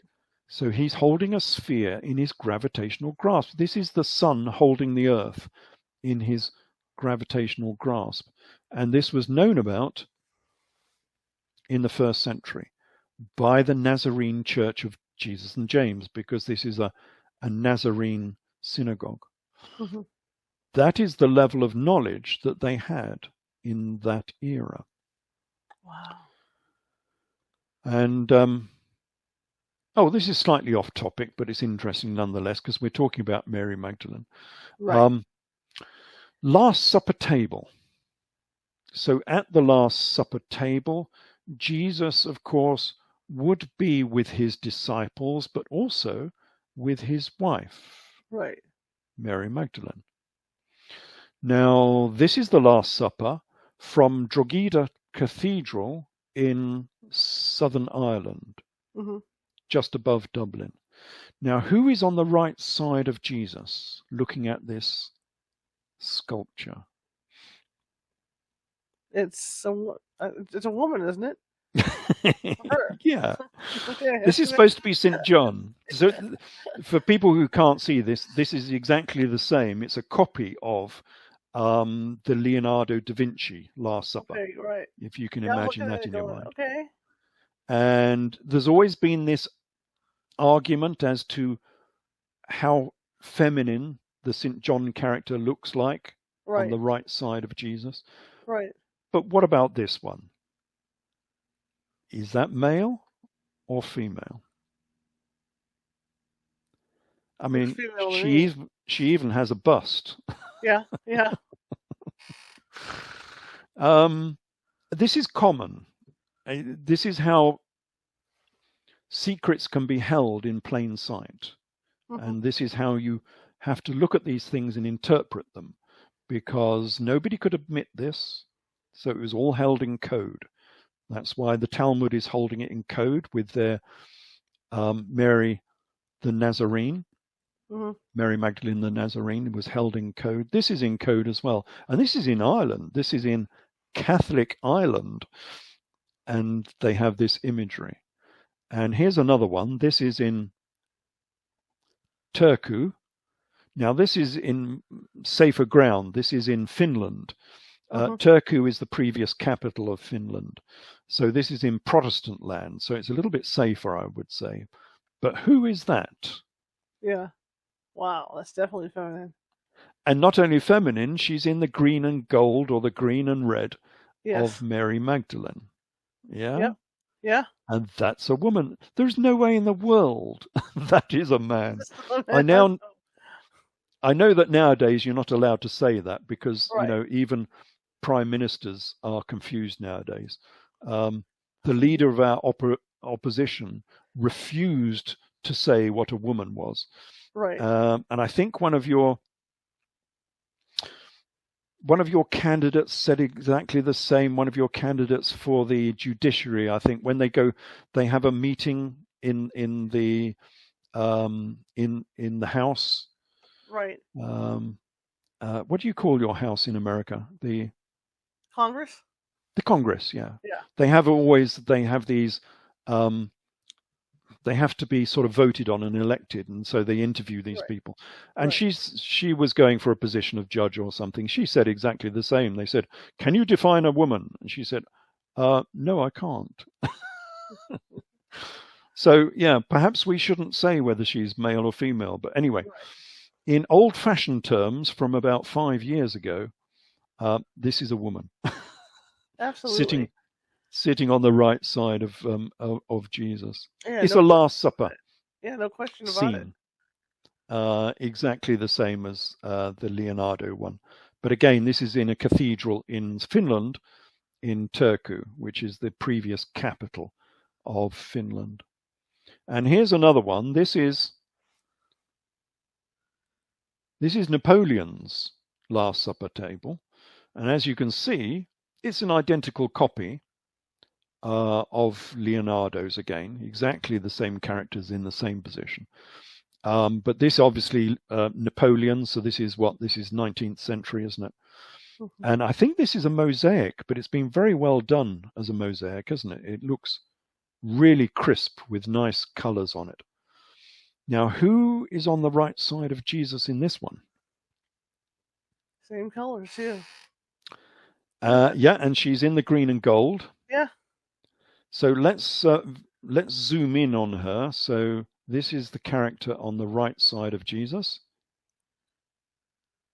That's a woman. Hands down. Hands down. It can't be anything else, can it? And she's in the green and gold, or the green and red of Mary Magdalene, with her blonde hair again. Yeah, of course it's Mary Magdalene. So this has been known about, of course. There is no argument, this is Napoleon. This is not someone in the local church has decided to make this. This is Napoleon Bonaparte, who has commissioned this Last Supper scene. And he has portrayed the person on the right side of Jesus as being Mary Magdalene. And this has a long history, of course, because this is Michelangelo. Right. This one.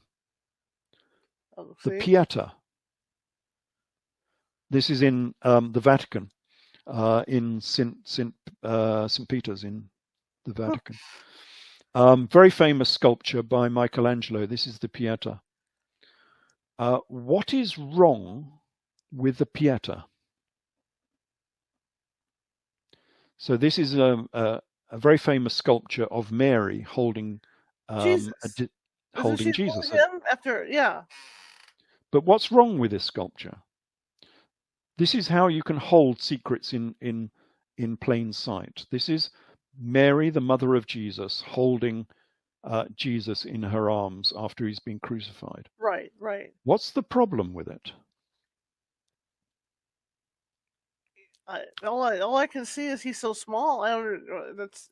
No, the real problem is she is younger than Jesus is. Okay. So how can it be his mother? Right. Wow. It's not his mother. It's Mary Magdalene. So the Pieta is actually Mary Magdalene and Jesus, and she is the one that's holding Jesus because she is the one who was there at the tomb. It wasn't Mary, the mother, that was at the tomb. It was Mary Magdalene who was at the tomb, who was the first person to see Jesus. She's also the one that washed his feet too. Yeah, absolutely. Yeah. And so Michelangelo was saying that, Mary and Jesus were an item. They were married. And this has been well known. And if we want to go back to the orange business, they all had ginger hair. Oh. And this entire family has had ginger hair. This is Ramesses II, Ramesses the Great. So we're going back in history here. Ramesses the Great, he's sort of like 1250, 1280 BC. And Ramesses the Great had ginger hair, as you can see in this picture. This is his mummy, so we're looking at his mummy. Now, this is real ginger hair. This is nothing to do with the mummification process, because this mummy was taken to France for preservation. It was there were some bugs on it. So anyway, they took it to France to preserve it. And Professor Calcaldi, who was the chief forensic officer in Paris, did a full investigation, and he said that this is true ginger hair, wavy ginger hair, he called it. So nothing to do with a dye, not henna. This is true ginger hair. Because all of this family were, if you look at Yuya and Thuyu, who were the patriarch and matriarch of the Amana family of Nefertiti and Akhenaten, they had ginger hair as well. And this has been a topic recently because of dear old Netflix. You remember Netflix came out with their Black Cleopatra? Yes. This is Cleopatra. Absolutely. And she's extremely white and she's extremely ginger. Well, now we can be fairly. This is down the royal family lineage too. I mean, they're all related. Oh yeah. So this brings us full circle to Prince Harry. Where everybody was so shocked because because of his hair. Yeah, he's ginger as well. Well, all of our monarchy have been. And all of his 2 kids too. Yeah. From William I onwards, and we can talk about that in a minute. But this is Cleopatra. Now, she was Ptolemy, but she was married into the Egyptian royal line as well. But the Ptolemies, the Greeks, were also ginger. If you remember the Iliad, Helen of Sparta was blonde-haired. She was ginger. So was Achilles. Because there had been royal links between Egypt and Greece before Greece had even become a power. Right. And so the royal family in Greece were ginger.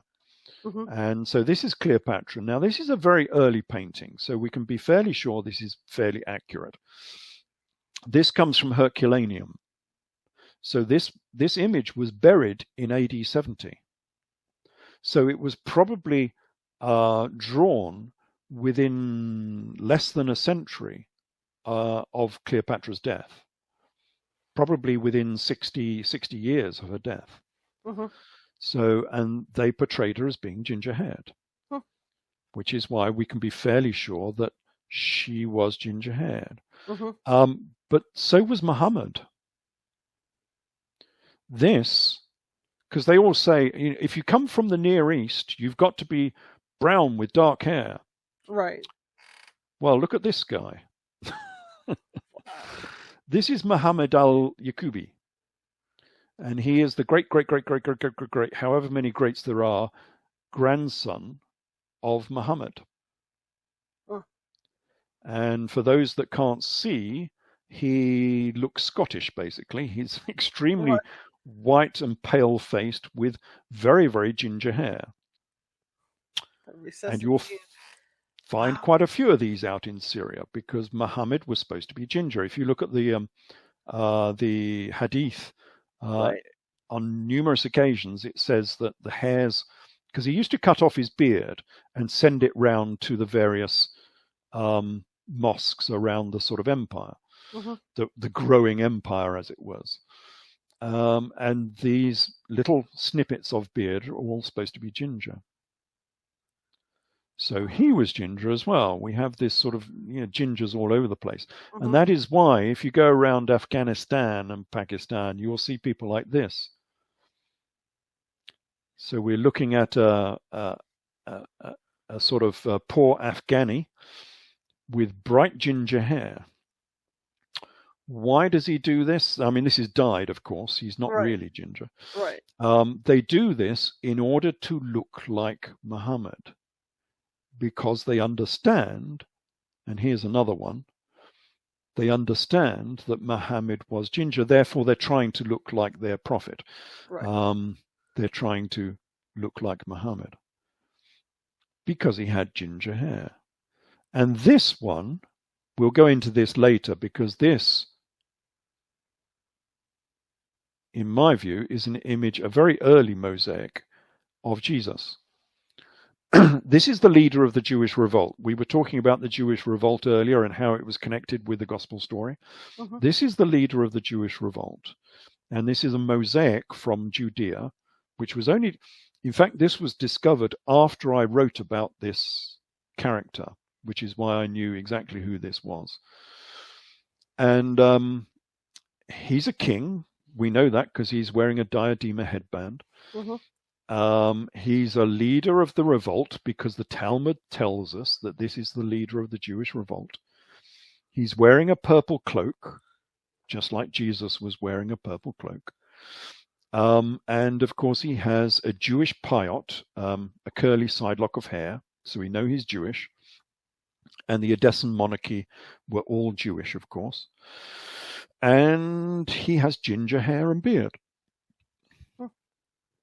Again, this character is ginger. So we have the ginger monarchy, basically, which has permeated through many of the monarchies, because we were looking at the princes of Orange. I was just going to, and of course the princes of Orange have ginger hair as well. Right. And they came in my estimation, from the bloodline of Mary Magdalene.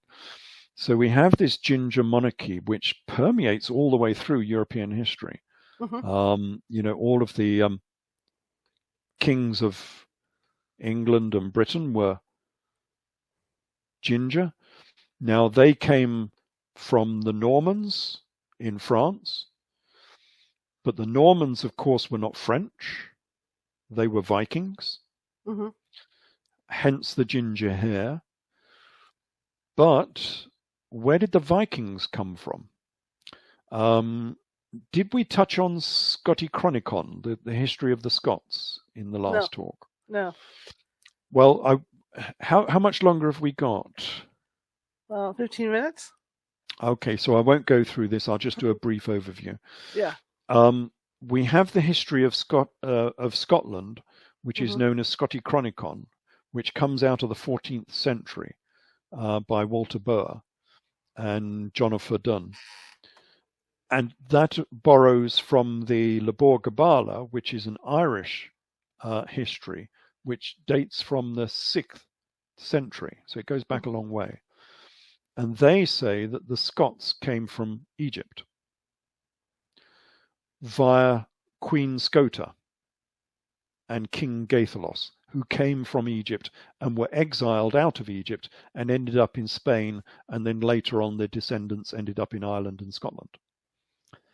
Now, looking at Scotichronicon, they use the history of Manetho, which is the history of an Egyptian historian called Manetho, who we still use today for the history of Egypt. So, I mean, this guy was writing real history.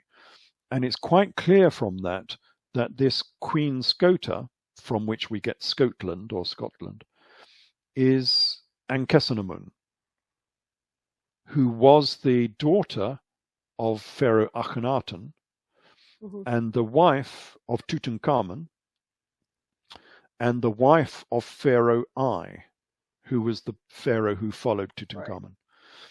And according to this history, Scottish history, he was exiled. He and his wife Ankhesenamun were exiled from Egypt because of this religious dispute again. And they were exiled and they went off to Spain. And then later, because they were always being attacked in Spain by the locals, they went on another exodus and went around to Ireland and to Scotland. And it is from Queen Scota that the Scots are supposed to have been named. And that's why Spain and Scotland have the same name. Spain is called Iberia and Scotland is called Hibernia. It's the same name, basically, which was supposed to be from Heber, which was a son of Queen Scota. So that's the mythology of Scotland. And of course, that is regarded as being complete mythology within the historical record. Nobody regards this as having any historical content whatsoever. But I went through it, and we can talk about this later, and traced quite a lot of history from this story, from Scotichronicon, which does indicate that there may well have been an exodus out of Egypt that ended up in Ireland and then Scotland. And the thing about this, it's very early. So we're talking about 1300 BC, long before recorded history in the north of Europe, long before our history of the Vikings and Scotland and Ireland. And these people would have been ginger, because the patriarch and matriarch of the Amarna family are Yuya and Thuya, and we have their mummies. Their mummies are in the Cairo Museum, and they are ginger-haired. in the same way that Ramesses II, Ramesses the Great, is ginger-haired. So we can be pretty sure that this is proper ginger and not just henna. And so those people ended up in Scotland in circa 1000 BC or whatever, that sort of era. Wow.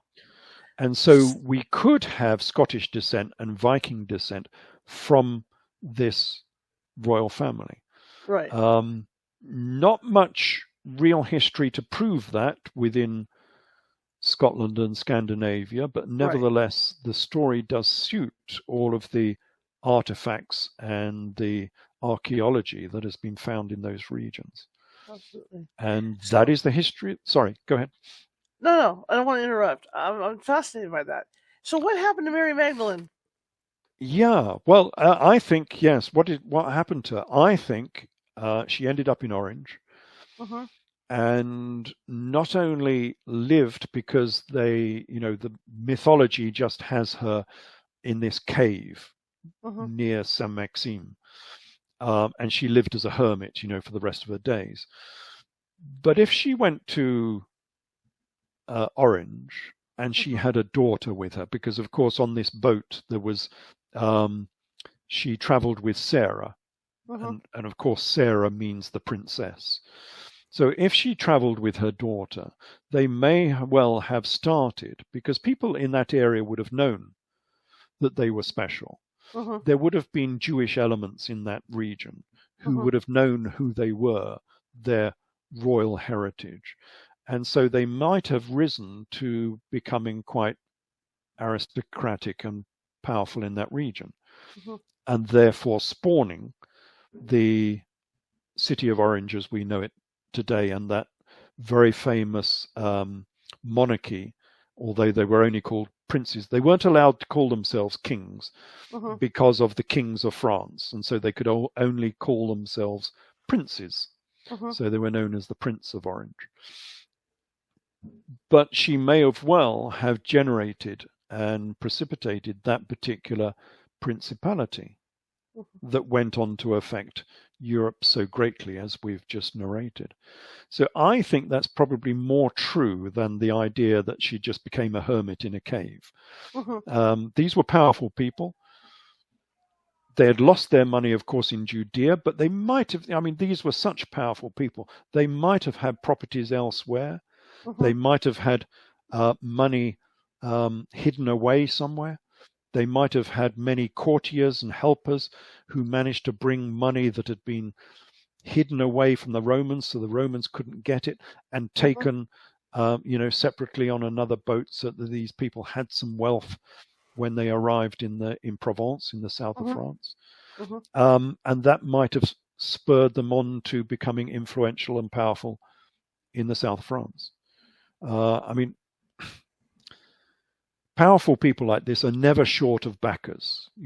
Whatever monarchy it is, there are always supporters and backers and people with influence and people with money who can help them out. Just look at what happened with the Romanovs, where they had backers right up until now. They're still searching for the Romanov family because they're sure that they couldn't have died, but they did die. And they were related, of course, to our monarchy. This is how integrated all of these families were. So our Duke of Kent, I think it was, they asked him after the 1990s when the USSR failed, they asked him to become the King of Russia because he was closely related to the Romanovs, of course, through Queen Victoria. And he looked like a Romanov, and he looks exactly like the Romanovs, with the beard and mustache and everything. And he spoke fluent Russian. So, they called him up and said, can you become the King of Russia? And he said, well, no, thank you. Which is probably a wise thing, actually, because it's not a very stable place. No. But that's how interrelated all of these monarchies are. They are. Ralph, thank you so much. It's always great to have you on. I learned so much. Oh my gosh. We're going to have to get you back. You've got so many books out, so many topics. Oh my, Yes. Just to learn stuff. Oh, hello. I've got a friend has just arrived. Hello. There we go. Yes. So the book is Mary Magdalene, the Princess of Orange. Available on Amazon. Try and get the 2017 or later edition for the modern edition, because I've put more photos in it and so on. In the old traditional, you weren't allowed. It wasn't very easy to get lots of images in it, and the tablet edition is all color, of course. We can't do color with the print on demand, but we can do it on the tablets. So that's got lots of nice color photos in that. And again, the tablet edition should only be about $5 or $6. It's not very expensive. I noticed some people are trying to put editions out there at exorbitant prices. It's not supposed to be very expensive. Right. I'm available on Facebook Facebook, ralph.ellis.144. And that's fairly active. I've got videos up on my video channel, which is just YouTube Ralph Ellis, and look for the gold and red phoenix, basically, is the thumbnail. And what else can I say? That's about it, really, I think. Thank you so much. If you don't mind, I'd like to get you back on and talk about another one of your books. I mean, you just got, it's like a plethora of history. It's great. A mine of information, yes. I love history. That's one thing. I'm a history nut, and that's why I love talking to you. Yeah, all right. It's all interesting stuff. All right. Okay, Ralph. Okay, nice to be talking to you again, Charlotte. We'll see you again later. Yeah. Okay, bye. Look at that. Just shut off. See that? Excellent. It made the whole show until then. All right. Thanks a lot, Ralph. Pleasure. We'll talk to you again soon. Okay, bye-bye. Okay, I mean, it's always so educational to talk with him, and it's like to absorb all that information. I loved it. I loved history. I loved humanities. I loved all that stuff, and to be able to talk to someone that does the research that he does, it's just fantastic. Okay, guys, if you like the show, share it with 5 people. If you hated the show, share it with 5 of your enemies. We're Equal Opportunity here at California Haunts Radio. We're just trying to get the word out about our show, so the more people that hear about us, the more we build up. Just like earlier when I asked you guys if you like what you hear, to subscribe at YouTube and or follow us at Facebook, that still stands. All right. Anyway, I'm going to let you go, and I will see you soon. Maybe tomorrow night, 6:30. Depends when this hits. This is pre-recorded, so it just depends when this video is going to hit. And but either way, I will see you soon, and have a great rest of your day or evening or whatever it happens to be. See ya.